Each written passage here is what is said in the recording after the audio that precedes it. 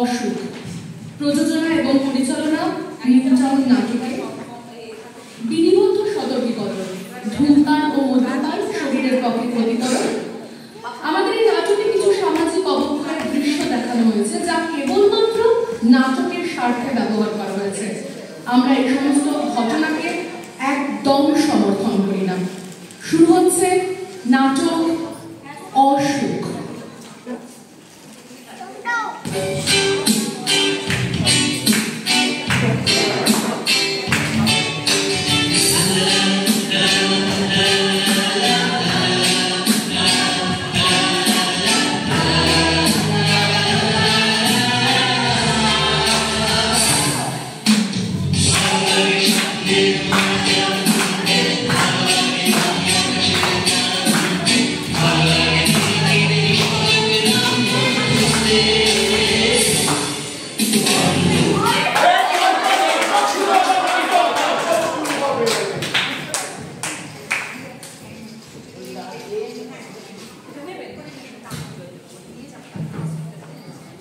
নমস্কার,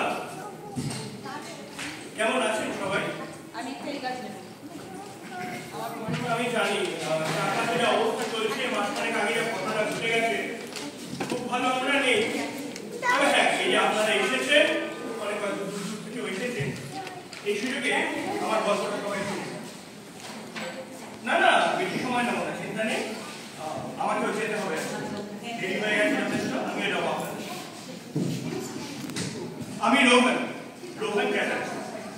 হ্যাঁ, আমার বাবাকে আপনারা অনেকেই হয়তো চেনেন, বিখ্যাত লয়ার, ডক্টর বিখ্যাত লয়ার কিন্তু ক্যাটার।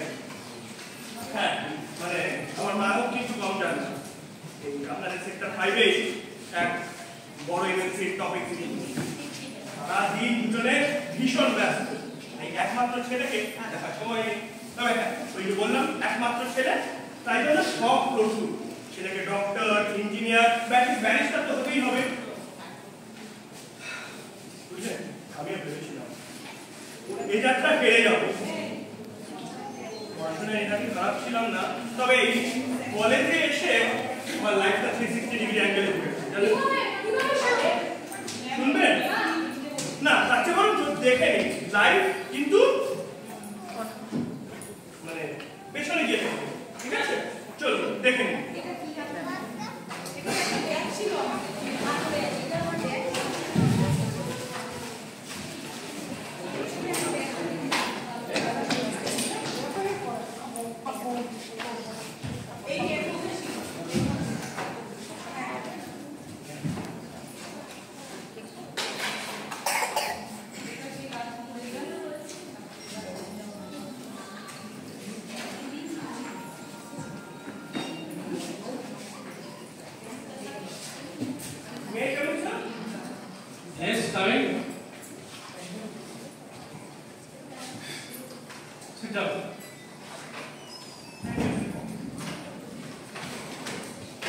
তুমি জানো আমি তোমাকে কারো ডেকেছি? What is this? What's wrong with you?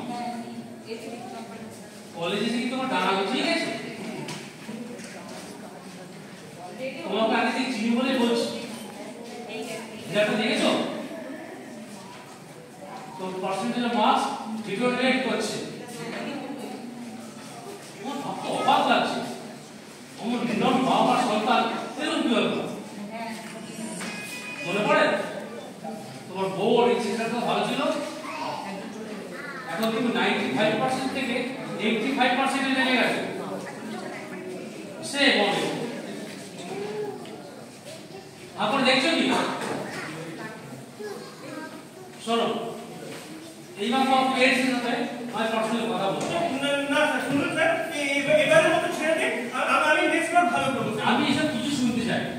চোখের সামনে একটা ব্রাইট স্টুডেন্ট নষ্ট হয়ে যাবে, আমি দেখতে পাবো। আমি নিজে ওনার সাথে কথা বলবো। স্যার একটা চাপ দিন স্যার। স্যার শুনুন স্যার, একটু শুনুন স্যার।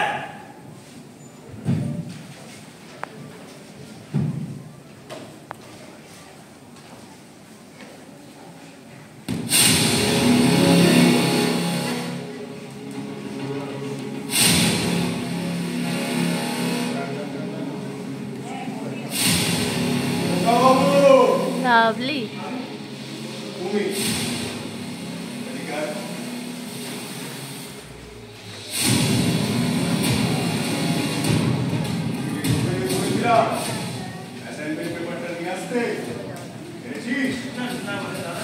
আমি না সময় পাইনি, আমার এক্সাম চলছিল তো।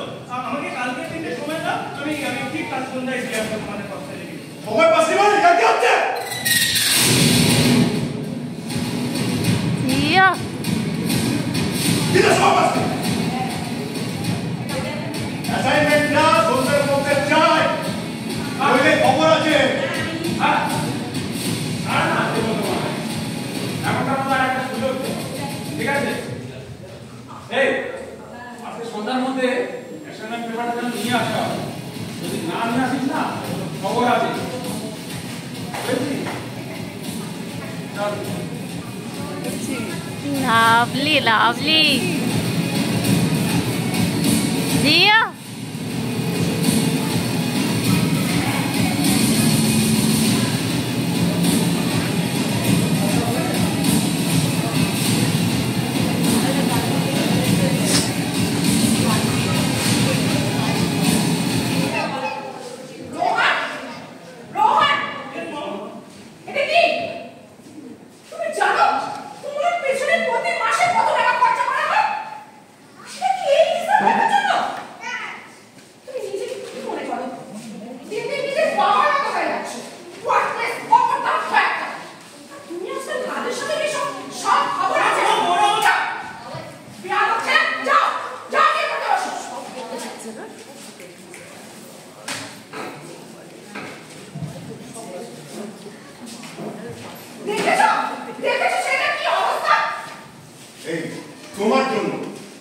তোমার জন্য ছেলেটার আজ এই অবস্থা।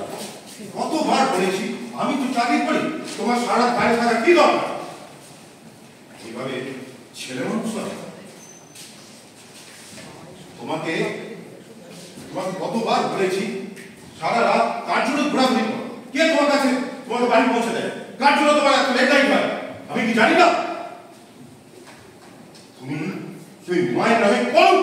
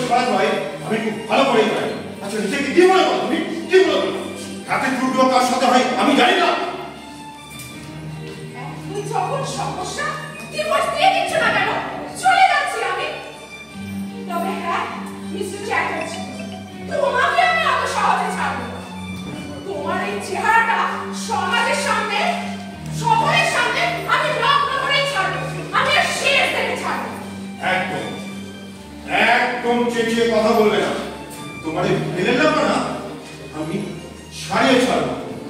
আজ তুমি শেষই করবে।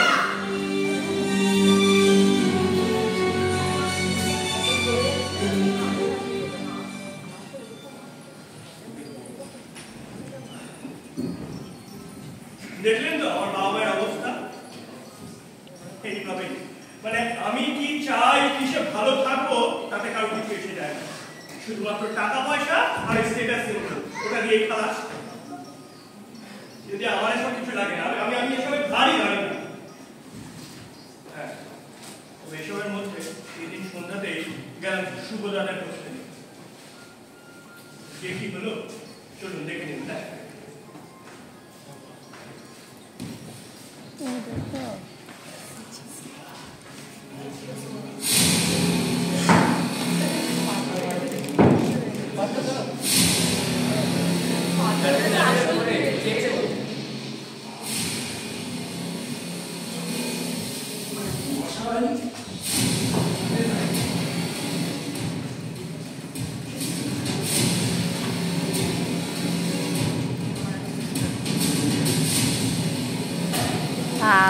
লাভলি।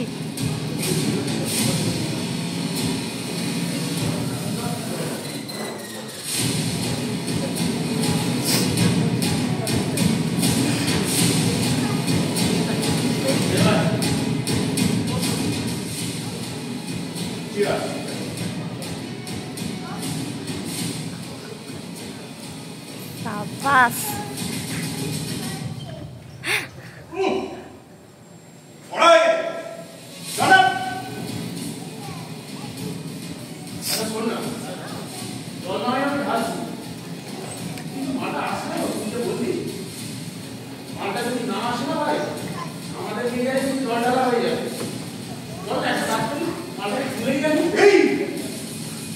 একদম না, গত বছরের কেসটা তাহলে এমনিতেই 6 বছর হয়ে গেছে। বিক্রিতে মাল্য পাঠানো বন্ধ করে দিই, এবছর নাট্টা মারলে আর বাড়ি ফিরতে হবে। দেখি আজকে শুনতে শুভদা, এই তোমাদের অ্যাসাইনমেন্ট পেপারগুলো এই দেখো। বাবা তো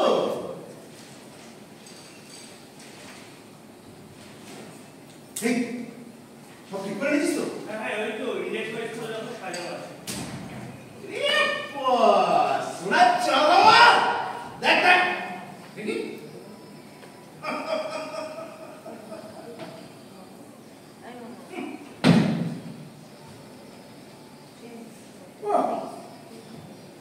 কাকা কি করেছিস ভাই? পুরো ফাটিয়ে দিয়েছিস তো। সুন্দর সুন্দর পারফরমেন্স ভাই। বাহ, চল এই খুশিতে তোকে আজ একটু জান্নাতে দর্শন করে দেখাও দেখাও। চল চল চল চল কাজ কর একটু টান মার।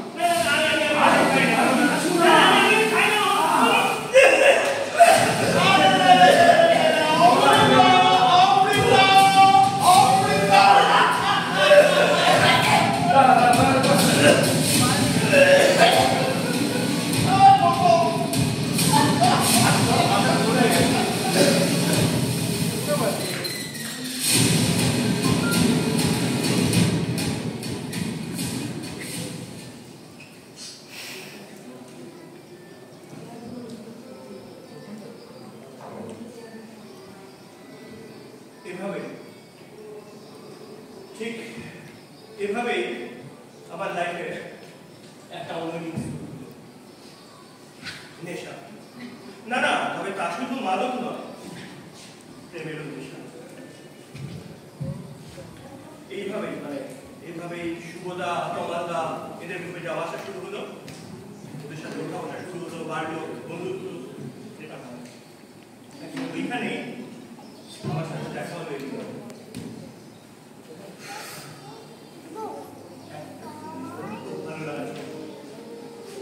অদ্ভুত ভালো লাগা ছিল, বিশ্বাস করুন। এলিনার মধ্যে প্রথম করি তো আপনারা তো জানেন না, দেখে নিন হ্যাঁ কিভাবে প্রথম পরীক্ষা নেওয়া।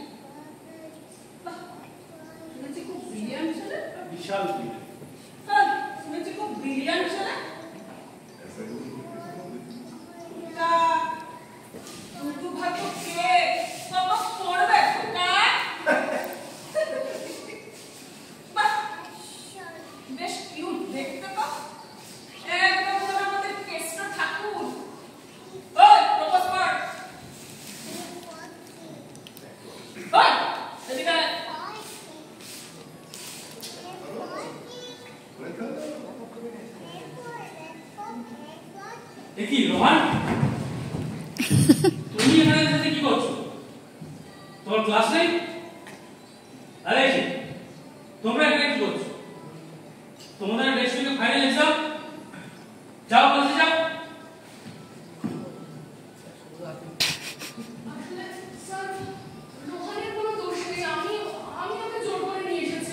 ঠিক আছে তোমাকে আর খুব ভালো সাজাতে হবে না, যাও কাছে যাও। কি করছিস তুই এটা বলতো? তুই কি কিছুই বুঝতে পারছিস না? তুই কেন করছিস এরকম? আমি এখানে কি করলাম? আমি কি বললাম? কেন বুঝতে পারছিস না? এদিকে তোকে সহজ সরল ব্যাপারটাকে সুযোগ দিচ্ছে, কেন করছিস এরকম তুই? আর তাছাড়া এরিনাকে প্রপোজ করে ফেলে তুই একবারও আমার কথা ভাববি না? পিউ, কোথায় বলছিস, কি বলছিস একটু ভেবে দে। হ্যাঁ, অন্তত তোর ব্যাপারে না আমি 10 বার ভেবে কথা বলে, বুঝলি? কেন করছিস? তুই জানিস না আমি তোকে ভালোবাসি। কেন করছিস বল? কেন আমাকে ছেড়ে যাচ্ছিস? ভালো লাগছে না আমার এখন আর এসব। প্লিজ আমাকে একটু একা থাকতে দে। একা? হ্যাঁ, একা তো থাকবি। এখন তো তোর এরিনা হয়েছে, তাই না? একদিন বুঝবি। ছাড়, যেদিন আমি থাকবো না সেদিন বুঝবি। তখন আসিস আমার কাছে, কি পিউ তোর জন্য অপেক্ষা করবে। আসিস তখন। পিউ শোন, পিউ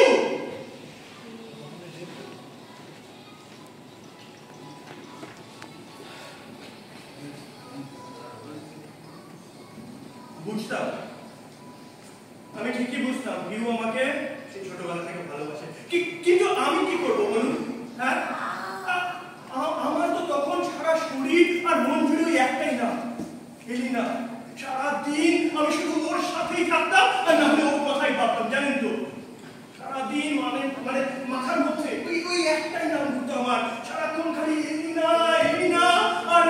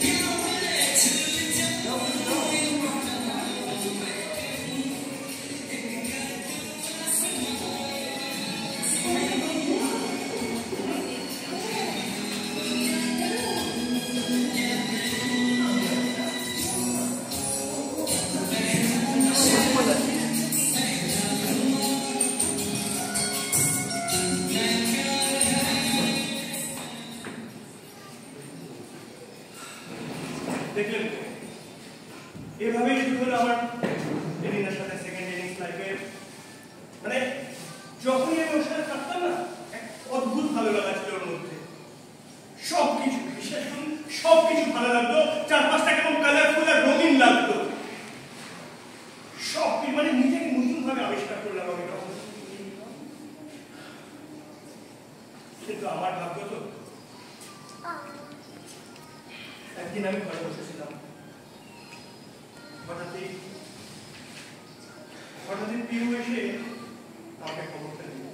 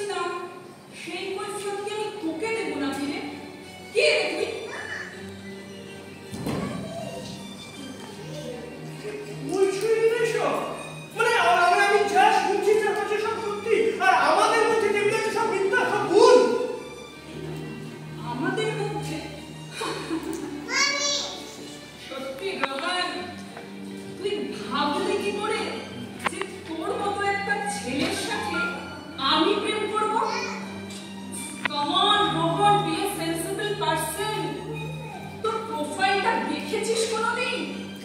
কি আছে তোর? না আছে রূপ আর না আছে গুণ। শোন, একটা কথা আমি ক্লিয়ারলি বলে দিচ্ছি তোকে, আমার লাইফে অনির্বাণ সব। আমি শুধুমাত্র অনির্বাণ, আর কারণ না। লাস্ট ওয়ার্নিং দিচ্ছি তোকে, তুই আমাকে নেক্সট টাইম একদম ফোন করে ডিস্টার্ব করবি না। আমি রাখলাম।